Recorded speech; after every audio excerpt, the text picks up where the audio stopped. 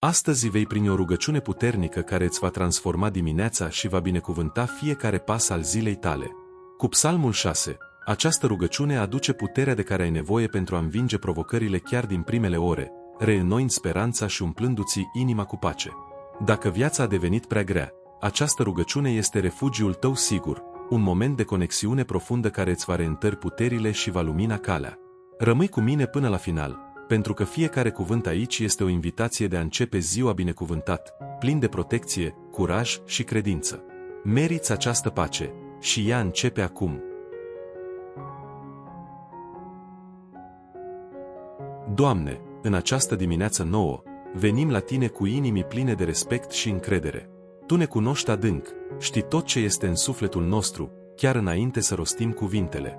Asemenea lui David în Psalmul 6, ne apropiem de Tine cu smerenie, știind cât suntem de slabi, și Te rugăm să nu ne pedepsești cu mânia Ta, ci să ne îmbrățișezi cu mila Ta fără sfârșit. Fie ca lumina acestei dimineți să ne arate prezența Ta și să ne călăuzească pașii. Ne încredințăm Ție fiecare gând care încearcă să ne ia pacea. Eliberează-ne de neliniștile care ne apasă, de vinovățile ce ne frământă și de durerile fără cuvinte. Privim spre Tine, așa cum psalmistul, printre lacrimi, striga: Ai milă de mine, Doamne, căci sunt slab. Psalmul 6, versetul 2. Știm că fără Tine nu putem merge cu tărie, așa că azi ne supunem pe deplin călăuzirii Tale. Întărește inimile noastre obosite. Mulți ne trezim cu poveri grele, griji ce se adună și un gol în suflet. Dar azi vrem să schimbăm greutatea durerii cu ușurința harului Tău. Fie mâna Ta cea puternică să ne sprijine și glasul Tău să ne liniștească. Fie urechile noastre deschise la șoaptele Tale, iar mintea noastră să nu primească nicio minciună a celui rău. Să nu uităm că mila Domnului ne ține în viață și nu ne lasă să fim copăleșiți. Așa ne spune Cartea Plângerilor, capitolul 3, versetul 22. Dumnezeule, care alini durerea sufletului nostru, vindecă rănile ascunse. Mulți dintre noi plâng în tăcere, așa cum psalmistul spunea: paturile mele se umplu de lacrimi. Psalmul, capitolul 6, versetul 6. Astăzi vrem să credem că fiecare lacrimă este ca o sămânță prețioasă care va aduce bucurie. Atinge locurile ascunse din sufletul nostru, unde doar lumina Ta poate pătrunde, și vindecă ceea ce s-a frânt. Fie ca în această dimineață balsamul Tău să atingă fiecare inimă obosită, aducând putere, speranță și viață nouă. Mulțumim, Doamne, pentru ziua aceasta, pentru aerul pe care îl respirăm, pentru casa care ne adăpostește, pentru pâinea de pe masă și pentru oamenii dragi din viața noastră. Chiar și atunci când greutățile sunt mari, știm că există motive să Te lăudăm. Fidelitatea Ta nu se sfârșește niciodată, iar când nu vedem, Tu lucrezi pentru binele nostru. Învață-ne să fim recunoscători, nu doar pentru marile biruințe, ci și pentru micile minuni care ne însoțesc în fiecare zi, uneori nevăzute. Vrem să fim schimbați, să nu mai pierdem zile repetând aceleași greșeli și purtând poveri vechi. Modelează-ne după voia Ta, așa cum olarul lucrează lutul. Curăță-ne de tot ce nu-ți place și să dește în noi roadele Spiritului: iubire, pace, bâlândețe, stăpânire de sine. Fie ca faptele, cuvintele și gândurile noastre să urmeze drumul Tău. Ajută-ne să fim lumină oriunde mergem, chiar și acolo unde pare că întunericul a câștigat. Acum ne rugăm pentru cei care umblă în întunericul disperării, pentru cei ce simt că nu mai au scăpare, aflați pe marginea prăpastiei. Tată Ceresc, atinge inimile care plâng în tăcere, pe cei care simt că nu mai pot. Pe cei care cred că sunt uitați, neimportanți, pierduți. Fă-i să simtă că Tu ești acolo, chiar și când totul pare întunecat. Coboară cu mângâierea Ta, adu alinare și fă din această rugăciune o adiere caldă care le atinge sufletul. Trimite lumină peste confuzia lor. Pune sens acolo unde e gol, speranță acolo unde e teamă. Suflă viață nouă în inimile obosite. Doamne, veghează asupra copiilor noștri. Protejează-le gândurile, trupurile și fiecare drum pe care merg. Înconjoară-i cu îngerii Tăi, ferește-i de tot ce e rău, de tot ce vine din întuneric. Fă-i să crească în iubire, în adevăr, în lumină. Să nu se abată de la calea binelui și să Te cunoască din copilărie. Îndepărtează din viața lor minciuna, furia, rătăcirea. Acoperă-i cu sângele sfințit și fă-i lumină în această lume atât de rece. Să fie dovada vie că dragostea Ta încă schimbă tot. Te rugăm și pentru munca noastră. Dă putere celor care lucrează și înfruntă greutăți zilnic. Dă-le înțelepciune în decizii, răbdare în încercării și curaj în fața nedreptății. Fă-ne exemplu de curățenie și demnitate. Iar celor care caută un loc de muncă, deschide-le porți.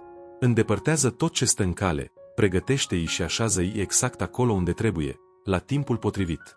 Tu ești cel care face drumuri acolo unde nu există nimic. Nimic nu e prea greu pentru tine. Acum, Doamne, te rugăm pentru cei care suferă în trup sau în suflet. Atinge-i cu mâna ta.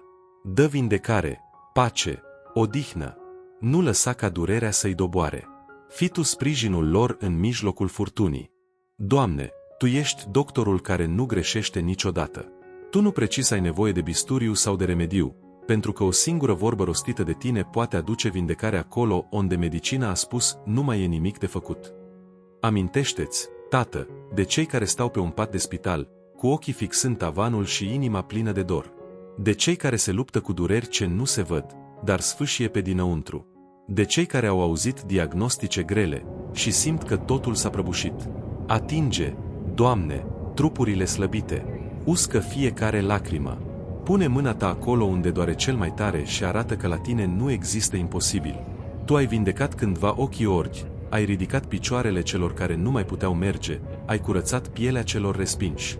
De ce n-ai face și astăzi o minune? Nu cerem semne mari, ci o atingere mică, care schimbă totul.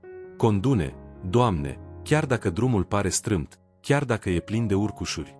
Ține-ne de mână când picioarele tremură. Dă-ne curaj să mergem înainte, chiar dacă n-avem toate răspunsurile. Ajută-ne să credem și când totul pare pierdut. Când nimic nu se schimbă, când rugăciunile parcă se lovesc de pereți, ajută-ne să nu renunțăm. Fă-ne să rămânem tari, nu pentru că suntem puternici, ci pentru că Tu ești puterea noastră. Învață-ne să ne uităm mai puțin la vânt și mai mult la Tine. Să nu ne clătinăm, chiar dacă lumea se mișcă. Să nu uităm că Tu nu dormi niciodată. Că Tu lucrezi chiar și când nu Te vedem. Dă-ne ochi să vedem minunile Tale, chiar și în lucruri mici. Dă-ne urechi care să Te audă, chiar și în liniște. Ferește-ne de distrageri care nu duc nicăieri, de prietenii false, de drumuri care ne pierd. Fă ca în noi să strălucească lumina Ta. Să nu pierdem timp cu nimic ce nu zidește. Să alegem azi să plantăm iubire, să vorbim cu bunătate, să fim mâinile Tale acolo unde e nevoie de ajutor. Tată, ne rugăm pentru familia noastră. Binecuvântează fiecare casă care ascultă această rugăciune. Pune pace acolo unde au fost certuri. Pune iertare acolo unde au rămas răni. Pune dragoste acolo unde s-a instalat frigul. Unește din nou ce a fost rupt. Încălzește inimile care au devenit reci. Transformă rutina în bucurie. Fă din fiecare locuință un colț de cer. Să fie case pline de prezența Ta. Locuri unde se iubește, se iartă și se trăiește frumos. Să fim preoți în casele noastre, conducând familiile prin cuvântul Tău și prin exemplul lui Hristos. Doamne, apără-ne de orice rău. Păzește-ne de oameni violenți, de capcanele vrăjmașului și de pericolele ascunse pe drum. Trimite îngeri în jurul nostru, care să lupte în tăcere pentru noi. Nici o nenorocire să nu ne atingă căminul, așa cum scrie în Psalmul 91. Protejează-ne de accidente, de pierderi care nu se pot repara și de alegeri pripite. Duhul Sfânt să ne avertizeze când suntem pe cale să cădem în ispită. Păzește-ne când ieșim și când intrăm, azi și mereu. Dă-ne înțelepciune să alegem ce este bine. Să nu fim conduși de impulsuri sau de sentimente necontrolate. Învață-ne să gândim înainte să vorbim, să ascultăm cu răbdare și să răspundem cu bâlândețe. Duhul Tău să fie frâna când vrem să greșim și puterea care ne împinge să facem binele. Fiecare alegere să fie luminată de Tine. Dă-ne discernământ să știm ce vrei Tu și curaj să ascultăm. Reaprinde în noi visele, Doamne. Mulți dintre noi am lăsat promisiuni neîmplinite, am îngropat planuri din frică sau dezamăgire. Astăzi, cerem să aprinzi din nou speranța în inimile noastre. Deschide ușile numai pentru planurile care vin de la Tine. Deschide-ne ochii să vedem șanse acolo unde înainte vedeam doar obstacole. Chiar și în vremuri grele, vrem să avem încredere că ai gânduri de pace și nu de rău, că ne dai un viitor plin de speranță. Încredințăm Ție, Doamne, gândurile noastre. Să nu fim stăpâniți de îndoieri, fricii sau gânduri de înfrângere. Mintea noastră să fie acoperită cu coiful mântuirii, protejată de atacurile dușmanului. Învață-ne să ne gândim la tot ce este curat, drept și adevărat, așa cum spui tu în Filipeni, capitolul 4, versetul 8. Când vin gândurile negre, să ne amintească Duhul tău de promisiunile tale. Vrem o minte nouă, curată, fără confuzie și tristețe. Să gândim ca tine și să trăim cu claritate, înțelepciune și direcție. Dă-ne puterea să luptăm cu răul, Doamne! Să fim războinici ai luminii, cu armura lui Dumnezeu pe noi. Fiecare cuvânt să aibă forță în lumea nevăzută. Învață-ne să ne rugăm cu curaj, să aducem viața acolo unde e moarte și biruință unde sunt ruine. Să fie glasul nostru puterea ta, iar când strigăm, iadul să fugă. Credem că cel care este în noi este mai mare decât orice din lume. Ioan 1, capitolul 4, versetul 4. De aceea, ridicăm mâinile cu credință, știind că nicio armă făcută să ne rănească nu va birui. Doamne, învață-ne să fim mulțumiți. Scapă-ne de comparații, de invidie și de sentimentele că nu suntem de ajuns. Să fim recunoscători pentru ce avem, fără grija ce încă nu a venit. Dă-ne pace în drum, bucurie în călătorie și răbdare să așteptăm timpul potrivit. Să nu alergăm după nimicuri, ci să ne odihnim în tine. Să putem spune ca Pavel, am învățat să mă mulțumesc cu ceea ce am. Filipeni, capitolul 4, versetul 11. Fiecare pas mic să fie sărbătorit cu recunoștință, iar inimile noastre să nu se piardă în dorințe goale. Tu ne ești de ajuns. Ne rugăm, Tată, să ne dai putere să luăm decizii înțelepte, să fim fermi și hotărâți pe drumul nostru. Să alegem după ce este bine și nu după ce simțim doar pentru o clipă. Dă-ne ochi să vedem dincolo de ce se întâmplă acum și minte să acționăm cu grijă și răspundere. Nu vrem să ne grăbim sau să ne lăsăm purtați de impulsuri. Ține-ne de mână ca un păstor grijuliu care își conduce oile. Să mergem pe cărări liniștite, fără să cădem, cu siguranța că Tu ne conduci fiecare pas. Binecuvântează ce vorbim, Doamne! Fiecare cuvânt să aducă viață, nu să rănească. Scapă-ne de bârfe, de vorbe rele sau grăbite. Învață-ne să vorbim cu bâlândețe, cuvinte care să mângâie și să îndrume, așa cum spui Tu. Să fim făcli de pace, nu să aducem ceartă. Și când tăcerea este mai bună, dă-ne înțelepciunea să tăcem. Vrem să fim glasuri de binecuvântare, nu de durere. Dă-ne curaj să rămânem credincioși, chiar și când lumea nu ne înțelege.